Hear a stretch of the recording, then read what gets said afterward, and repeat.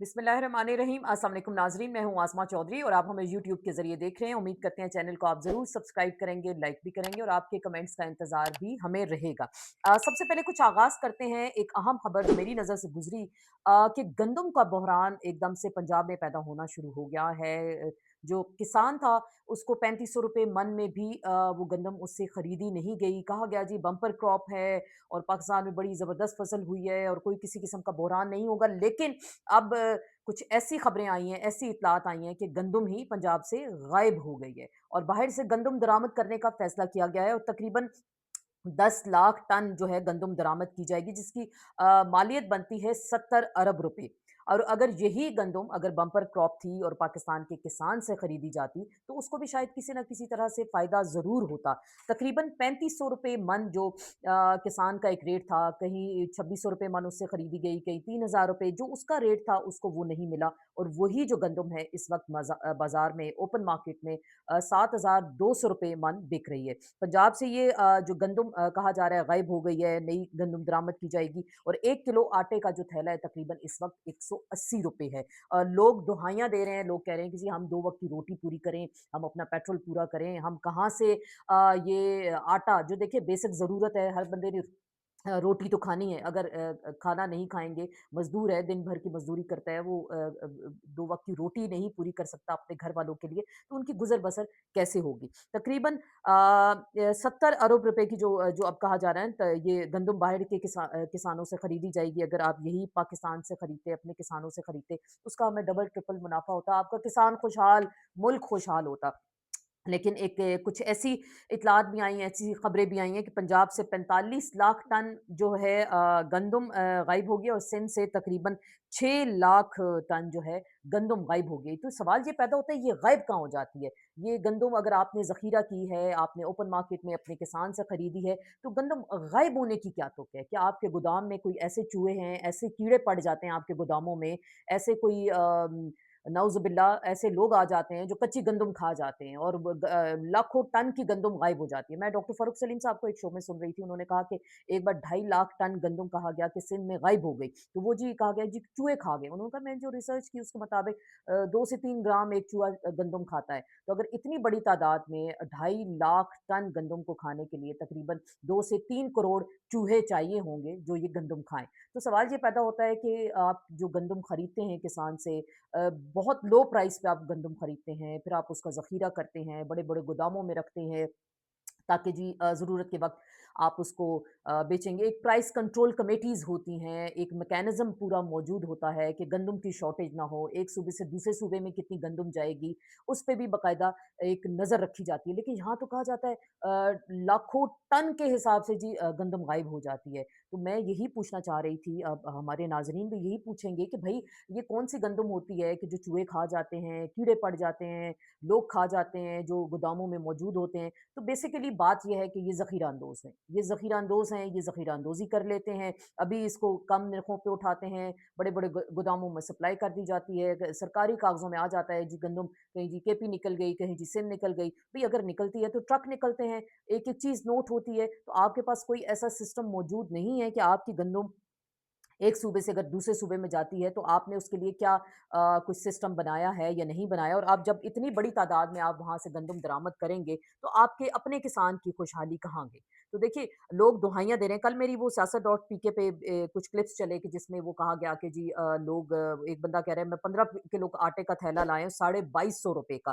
बस रोना आ रहा है, अब इन हालात में यही है कि जल्दी मौत आ जाए, 2 महीने से काम नहीं है, दुकान में पंखा तक नहीं है, काम नहीं है, तो बच्चों को कहाँ से खिलाऊँ? मैं खुद लंगर से खाकर आता हूँ। जी, ये तो सूरत-ए-हाल है, सिर्फ़ एक सूबे की मैं आपको बता रही हूँ और आप देखिए शाम में हमने खुद देखा है रावलपिंडी में, इस्लामाबाद में जगह-जगह लंगर खाने खुले होते हैं, लोग अपना जो है चैरिटी करते हैं, डोनेशन देते हैं, वहाँ से लोग और ऐसी-ऐसी सफ़ेदपोश फैमिलीज़ जो हैं वो खाने पे मजबूर होती हैं क्योंकि आप देख सकते हैं कि गंदम की प्राइस कहाँ चली गई, पेट्रोल कहाँ चला गया, सब्जियाँ जो बेसिक अशाए खुर्द-व-नोश हैं, उनकी कीमतों में कहाँ से कहाँ तक जो है इज़ाफ़ा हो गया। खैर ये तो गंदम की कहानी है और अब देखते हैं कि इस गंदम पे क्या वाक़ई ही बाहर से अब जो गंदम मंगाई जाएगी वो किस तरह बिकेगी, आटा किस तरह आपको मिलेगा, कोई इस पे सब्सिडी अब हुकूमत देगी, कोई हुकूमत ने कोई ऐसी प्लानिंग कर रखी है कि आप आवाम को किस तरह से इसका रिलीफ़ देंगे। देखते हैं। क्योंकि अपनी ज़रूरत के लिए तो बहुत कुछ हो जाता है, आवाम की ज़रूरतों का कैसे ख़्याल रखा जाएगा? अभी तो इस पे ख़ैर आहिस्ता-आहिस्ता शोर मचना शुरू हो गया है, आगे देखते हैं इस हवाले से क्या होगा। जुम्मे से आज तक आलमी मार्केट में तकरीबन 10% जो है तेल सस्ता हुआ है, और 10% अगर आलमी मार्केट में सस्ता होता है तो पाकिस्तान में दिन-ब-दिन वैसे ही कभी ₹4, कभी ₹6, कभी ₹8 के हिसाब से महँगा हो रहा है। वो मिफ्ता इस्माइल साहब को मैं सुना, उन्होंने कहा कि जी ₹200 लीटर का जो पेट्रोल है और उसपे लेवी-शेवी लगा के आप उसको ₹340 में खरीदो-फरोख्त करें, और 75 अरब रुपए से ज़ायद ये जो है ऑयल कंपनीज़ हैं, मुनाफ़ा कमाती हैं, और इस हवाले से कल को अगर नैब की कोई इंक्वायरी खुलती है तो हुकूमत इस हवाले से ज़रूर फँसेगी, और प्राइम मिनिस्टर साहब ने भी इसका एतराफ़ कहीं किया है।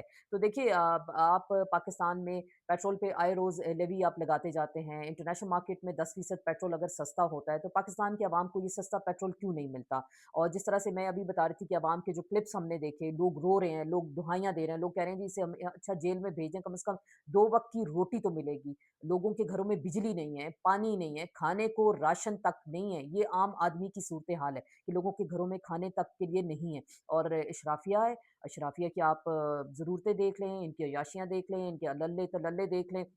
उस हवाले से सरकार के पास पैसा भी आ जाता है, सरकारी गोदामों में अपने लिए इनकी गंदुम भी मौजूद हो जाती है, और बहुत कुछ इन लोगों को कहीं न कहीं से रिलीफ़ मिल जाता है। और जब बात करते हैं सियासत की, तो फिर दोनों सियासी जमातें एक-दूसरे पे ऐसे-ऐसे इल्ज़ामात लगाती हैं। मैं कुछ ज़िक्र करूँगी कश्मीर के इलेक्शन का, ऐसा टोपी ड्रामा आपने देखा, कसम से मैं तो हैरान हूँ बिलावल भुट्टो ज़रदारी और मियाँ नवाज़ शरीफ साहब की अदाकारी पे।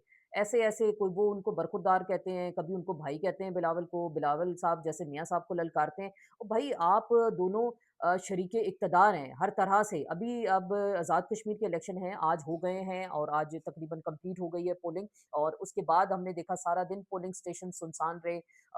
वोटर टर्नआउट बहुत कम रहा, और यही नून लीग है, यही पीपल्स पार्टी है। अब इलेक्शन हो जाएँगे और आप फिर देखिएगा ये दोनों इकट्ठे बैठे होंगे, कुछ सीटों का फ़ॉर्मूला तय कर रहे होंगे, जी आप हमारा प्राइम मिनिस्टर ले लें, सीटें हमें आप इतनी दे दें। तो ये टोपी ड्रामा अवाम के साथ कम से कम दोनों सियासी जमातें बंद करें। और किसी एक सियासी जमात को आप लेवल प्लेइंग फील्ड नहीं देते, और खुद दोनों सियासी जमातें वहाँ मौजूद होती हैं, और जाके मरियम नवाज़ कहती हैं जी हम लैपटॉप देंगे, 10 बसें उन्होंने वहाँ पे भेज दी इलेक्ट्रिक बसेस, तो वो वहाँ के शोर मचा, तो फिर वहाँ के चीफ इलेक्शन कमिश्नर ने ज़ब्त कर ली, और वहाँ पे कहा सेक्रेटेरिएट में खड़ी रहेंगी जब तक इलेक्शन नहीं होते, और उसके बाद देखा जाएगा। लेकिन पीपल्स पार्टी इस पे शोर मचा रही, जी देखें आपको जहाँ इलेक्शन हो रहे हैं आप इस तरह का ब्राइब तो ना करें, और मरियम बीबी कह रही हैं कि हम आपको लैपटॉप देंगे, हम बहुत कुछ देंगे। लेकिन वहाँ के लोगों को जब हमने सुना, उन्होंने कहा जी ना हमें लैपटॉप चाहिए, ना हमें आपकी ये बसेस चाहिए, हमें हमारे वसाइल पे हमारा पूरा हक चाहिए। जो हम लोगों का हक है, आईनी और कानूनी, हमें वो दिया जाए। जो हम लोगों को सहूलियात चाहिए बेसिक, जो कि हमारे आईनी और फंडामेंटल राइट्स हैं, वो हमें दिए जाएँ। और पाकिस्तान की जानिब से जो वादे वईद किए जाते हैं हमसे यहाँ आके इलेक्शन में, वो हमें ज़रूर पूरे करें, लेकिन हमारे वसाइल पर हमारा हक ज़रूर दें। और पीपल्स पार्टी यहाँ फिर एक बार इल्ज़ामात लगा रही है नून लीग पे कि जी सरकारी वसाइल का बेदरेग इस्तेमाल हो रहा है, और हम इन चीज़ों को नहीं मानते, और बस जी अब देखिए इलेक्शन होने वाला है, फिर आप देखिएगा ज़रूर दोनों सियासी जमातें किस तरह से मैदान में होंगी, किस तरह से सीटें बाँट रही होंगी। और तकरीबन अभी जबकि इत्तलात हैं, जो खबरें हमारे तक आईं, कहा गया कि जी ऐसा फ़ॉर्मूला तय हुआ है 60-40 का। 60% शायद मुस्लिम लीग नून को जितवाया जाएगा, और 40% पीपल्स पार्टी को जितवाया जाएगा। और फिर इसके बाद आईपीपी का हिस्सा है 10-15%, आईपीपी जिसकी झोली में जाके गिरेगी वो हुकूमत बनाएगी। लेकिन ज़्यादा चांस कहा गया कि जी मुस्लिम लीग नून को ये दिया जाएगा। और अब आगे देखें कि वाक़ई क्या मुस्लिम लीग नून हुकूमत बनाने में और अपनी परफ़ॉर्मेंस दिखाने में कामयाब होती है या नहीं। अगर फेयर एंड फ्री इलेक्शन होते तो फिर बहुत सारे और मामलात आपके सामने आ जाते। खैर ये तो रही आज़ाद कश्मीर के इलेक्शन के हवाले से कुछ बातचीत, और कुछ ज़िक्र करेंगे पाकिस्तान में जो माशी दलदल में फँस चुका है, सियासी दलदल में तो वैसे ही ऑलरेडी फँसा हुआ है, और माशी हालात ही हम ज़िक्र करें, कहीं आटा नापैद है, और कहीं पेट्रोल नहीं मिलता, लोगों को 2 वक़्त की रोटी नहीं मिलती।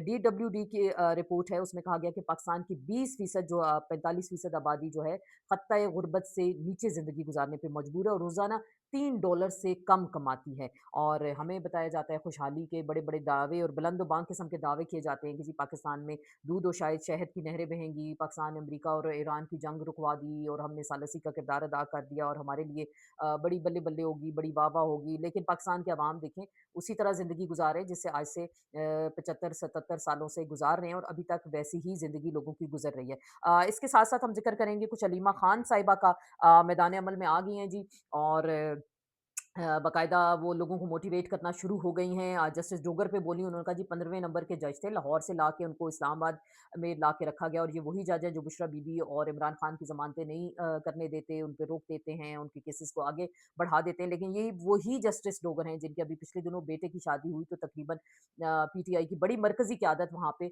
मौजूद थी। तो अलीमा खान साहिबा इन चीज़ों पे भी नज़र रखिए कि आपकी पार्टी क्या करती है और क्या वाक़ई आपकी पार्टी सीरियस है आपके जो आप तो बिल्कुल सीरियस हैं, आप अपने भाई के लिए बाहर निकलती हैं, लेकिन जो पार्टी के बाकी लोग हैं, क्या वो वाक़ई ही चाहते हैं कि खान साहब बाहर आएँ, जल्द से जल्द बाहर आएँ? खान साहब की सेहत के हवाले से बहुत सारी तशवीश है, बहुत सारे लोगों को जो है इस हवाले से तशवीश का शिकार हैं कि उनकी जो सेहत है ख़ासी इस वक़्त ख़राब हो चुकी है और कुछ न कुछ हुकूमत को इस हवाले से देखना होगा कि उनको कोई ऐसा रिलीफ़ दिया जाता है या नहीं और देखना ये है कि अलीमा खान क्या बाकी लोगों को मोबिलाइज़ करने में कामयाब हो जाएँगी? 5 अगस्त को जो कुछ पीटीआई की जानिब से एहतजाज या रैलीज़ की कॉल दी जा रही है, क्या वाक़ई ही लोग इसमें बाहर निकलेंगे? क्योंकि रिसेंटली अभी हमने देखा इंडिया के अंदर कॉकरोच जनता पार्टी ने जिस तरह से मोदी हुकूमत को चारों शाने चित किया, तो लोग अब ये पूछते हैं कि जी देखिए एक सिलसिला चला नेपाल से बांग्लादेश, श्रीलंका, फिर बांग्लादेश और इंडिया और पाकिस्तान। तो क्या इस